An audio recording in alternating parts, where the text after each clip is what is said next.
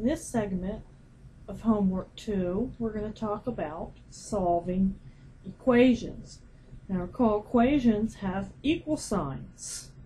Solutions to equations, when the solution is replaced into an equation for the variable or substituted, or the slang word plugged in, it makes the equation true. So for example, if I have x plus 3 equals 5, if x equals 4, if I replace the x with a 4, this is a false statement. So x equals 4 is not a solution. If I consider x equals 2 and I replace the x with a 2, that's a true statement. So x equals 2 is a solution. The directions we use when given an equation in which we are to find the solution are solve for the variable. Solve for the variable.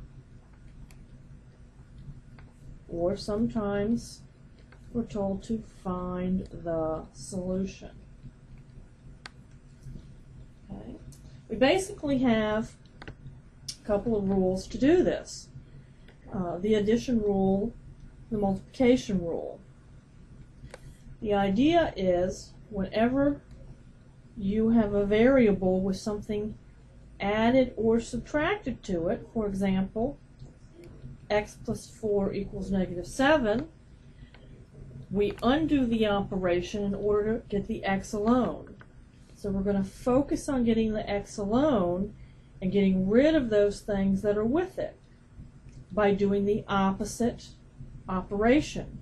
The opposite of addition is subtraction, the opposite of multiplication is division, and the opposite of division is multiplication. So in this case we have added 4, so what I'm going to do is the opposite, which is subtract 4 from both sides. When I subtract 4 from both sides, notice I have plus 4 and minus 4 on this side, which equals 0. So I put a big 0 around it, indicating that that is x plus 0, and x plus 0 is just x. -7 and -4 is -11.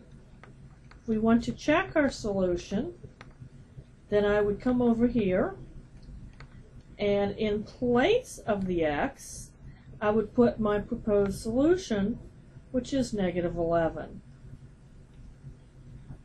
So if I put in -11, or substitute in -11 for the x, I get -11 plus 4 equals -7, which is true, so I can check that as being true.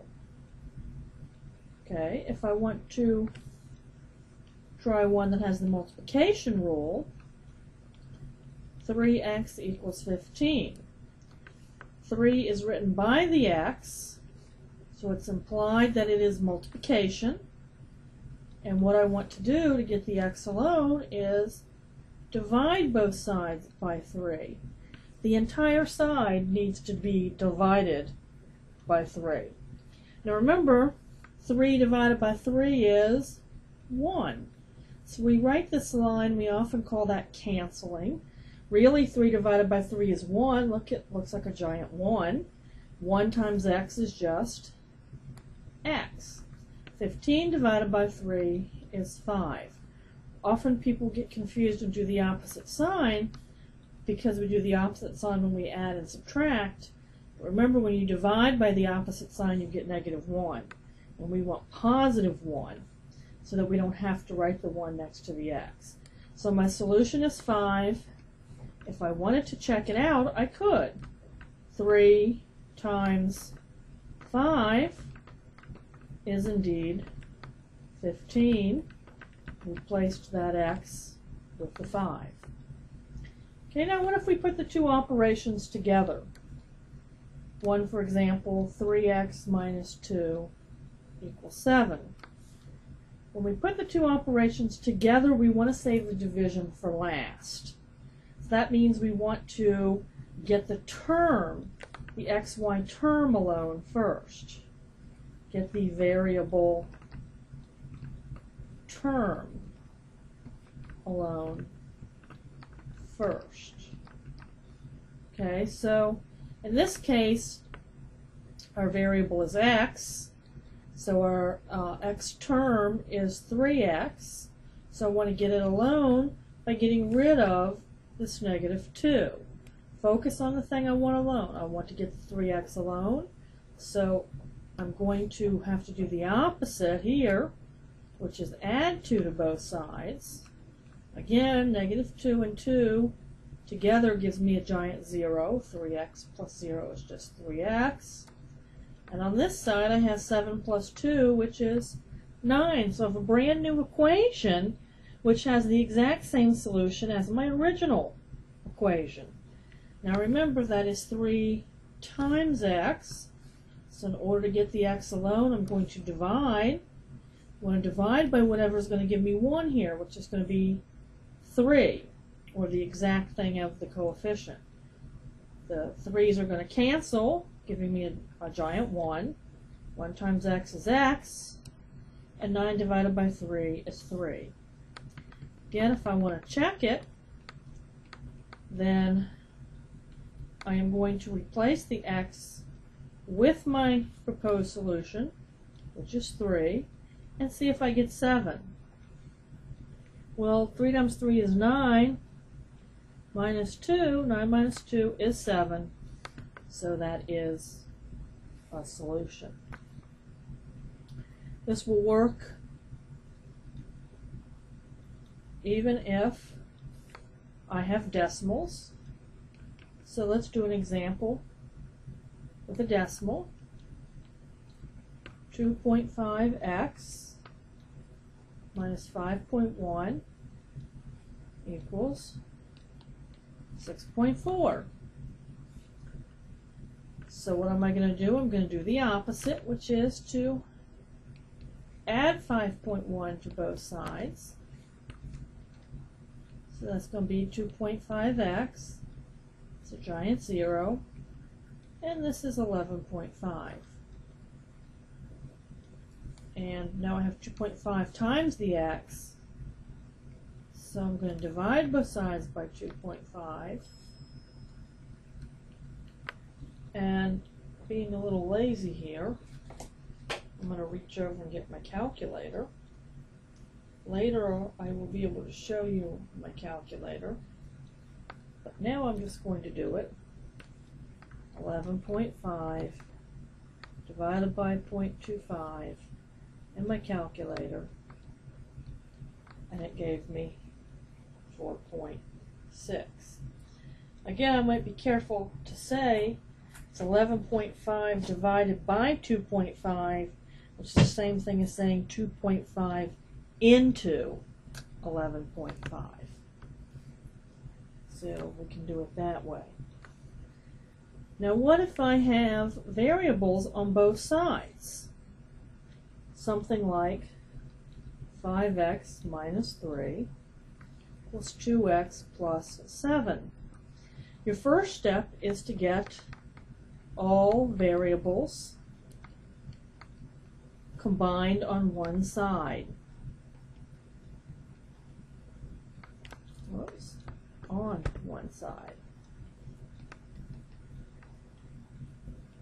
Whenever we refer to sides when we're talking about equations, we mean the left side of the equal sign or the right side of the equal sign. So when we refer to sides, we're actually referring to the equal. This is the left side, and this is the right side, all of this. So I have an x term on the right and an x term on the left. I want to get them together. It does not matter which side I do this to. So I can subtract 5x from both sides, which will leave no x's on this side. They'll all be together on this side. Or I can subtract 2x from both sides, getting rid of all the x's on the right side and leaving them all on the left. And it doesn't matter, but that's what I think I'll do. Subtract 2x from the left and the right. You want to do the same thing to both sides always. It's an equation, sort of like a balance. If you add something to the left, you have to add it to the right. Take it away from the left, take it away from the right. If you multiply by the left, you're going to multiply by the right. So on. So 5x minus 2x is 3x. It's going to bring down the negative 3. It just sat and watched.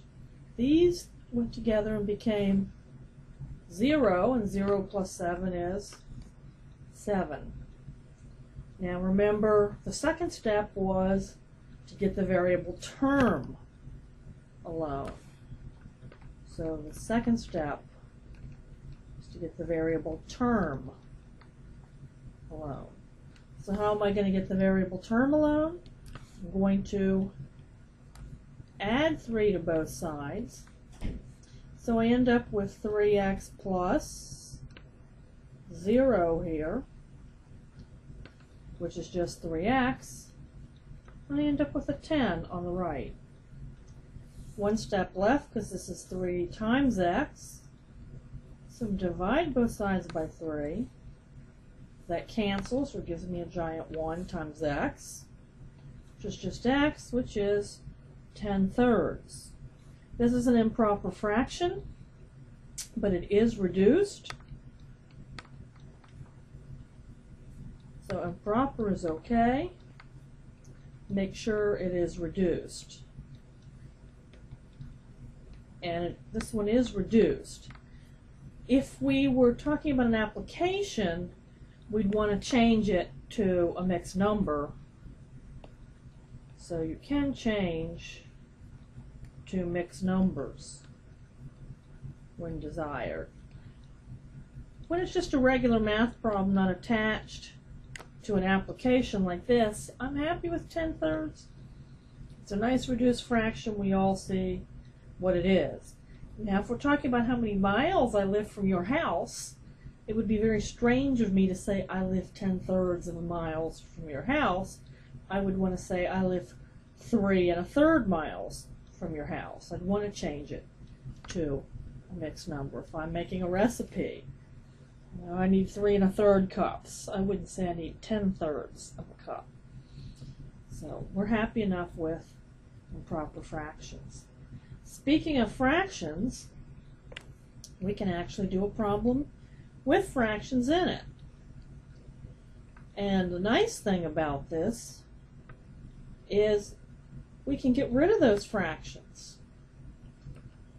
So for example, if I have 1/2 x minus 2/3 equals 3/4, and this can only be done with equations, so only for equations.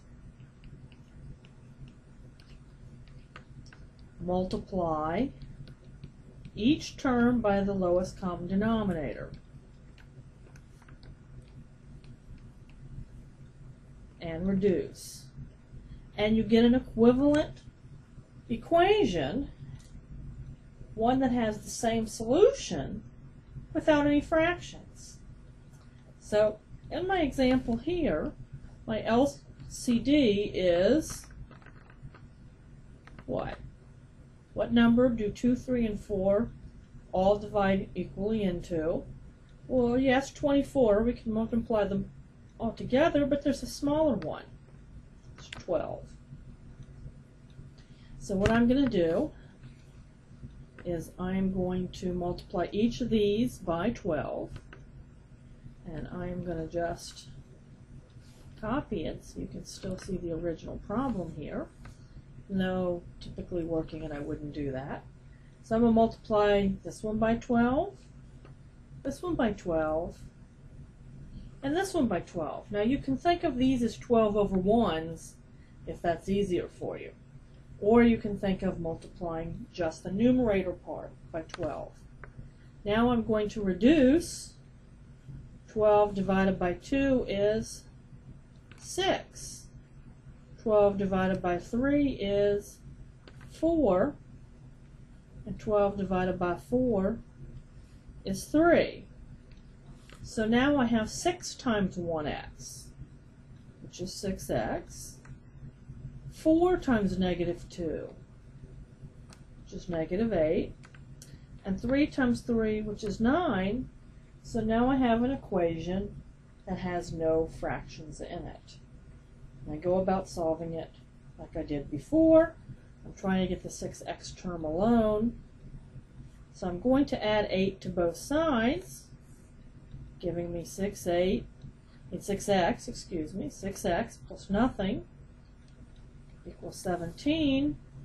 One final step, which is to divide both sides by 6.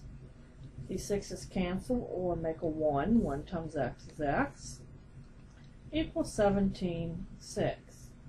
Again, it is reduced, so I'm happy to have that improper fraction as my answer. Okay, let's look at one that requires some simplification before we begin to solve it. An example is 2 times parentheses 3x minus 5 equals 4 and in parentheses x plus 1 and then a minus 3. So I'm going to simplify each side first, and then I'm going to get the x terms on the same side, get variable terms combined on one side,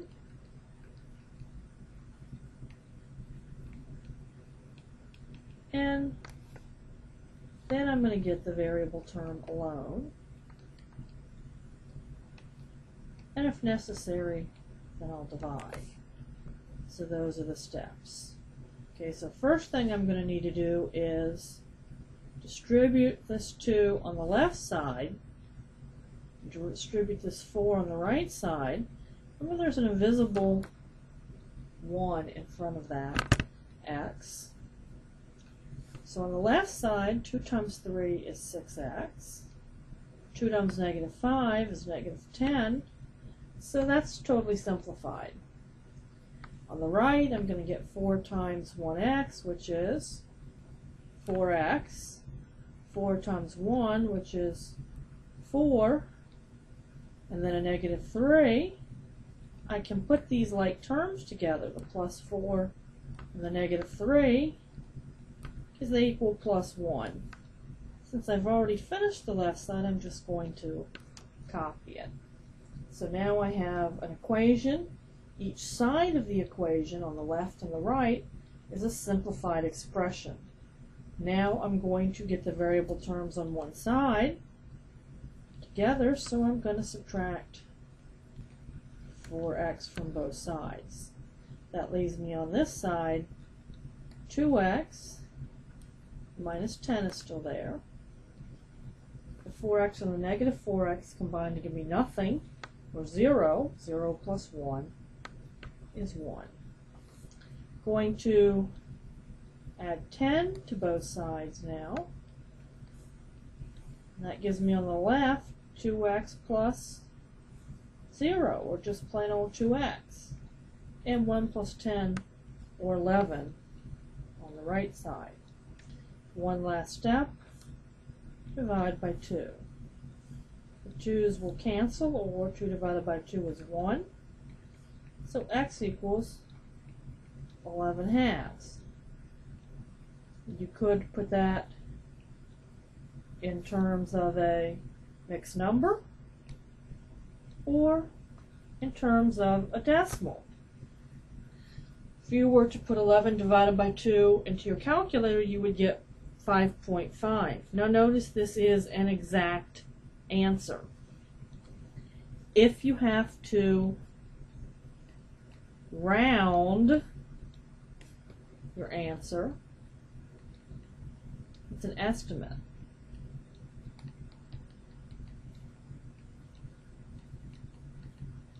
No matter how good an answer it is, or how many many decimal places, it's rounded. So if you do 1/7 in your calculator, that's a rounded number. Even if you write down every single decimal that comes out in your calculator. Okay, we've got 2 more examples to go, so let's work on these. Say we have 3 times 2x minus 4, and that's equal to 6x plus 8. Let's follow the rules, which tell us to do what? Distribute first. So I'm going to distribute that 3 to both things inside the parenthesis. So 3 times 2x is 6x. 3 times negative 4 is negative 12. And that's equal to 6 plus 8. The next rule tells me to get the x terms on the same side. So I'm going to subtract both sides by 6x. Oh, look. They disappear on the left, and they disappear on the right. So I just end up with this ridiculous statement, negative 12 equals 8. That is a false statement, and because it's a false statement, we say this equation has no solution.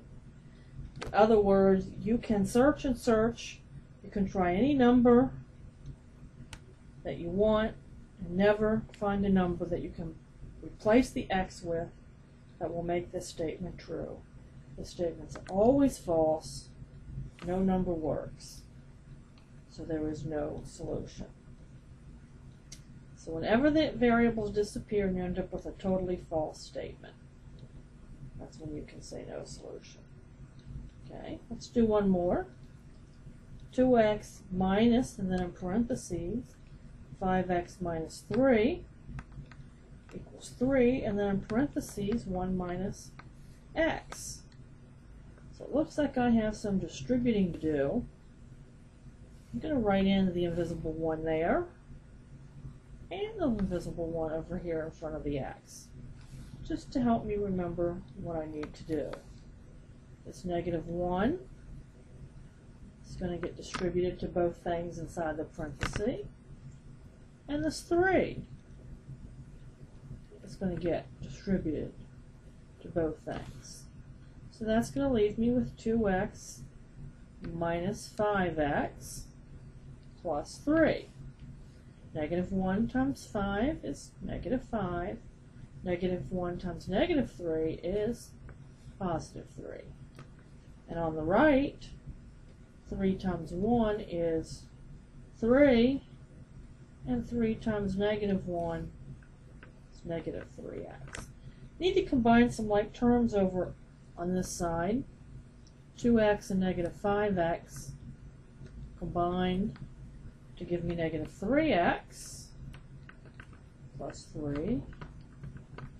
I want to get the x terms on the same side together, so I'm going to add 3x to both sides. Oh no, it's happening again. Look, the 3x's are canceling out here, making 0, and negative 3x and 3x canceling out here to give me 0. 0 plus 3 is 3. 3 plus 0 is 3. Ooh, but this time I don't have a false statement. I have a true statement. So what does that mean? All real numbers. Which real numbers are all we're talking about in this class? So all real numbers are solutions. So that means you can put in any number you feel like it. 0 and it'll work. 5, plug that in, that'll work. You can plug in a nasty looking fraction, 2 over 17. Any number you want to plug in for the x will be a solution. So remember, when the x's disappear, you need to look for the remaining constant equation and see if it's true or false to determine if there's no solution or if all numbers are solutions. Okay, now you can try those, and then next session we'll look at proportions.